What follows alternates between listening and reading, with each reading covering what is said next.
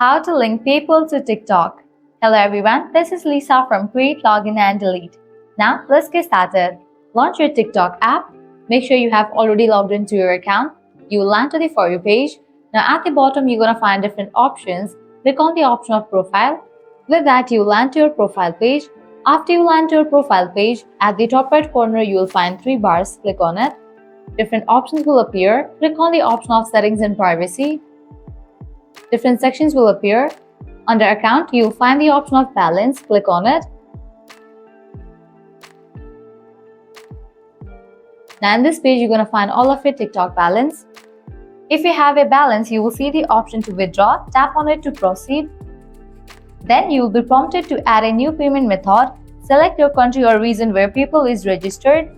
Then choose PayPal as your payment method and follow the prompts to connect your PayPal account. Simply enter your login credentials and your PayPal account will be linked to your TikTok.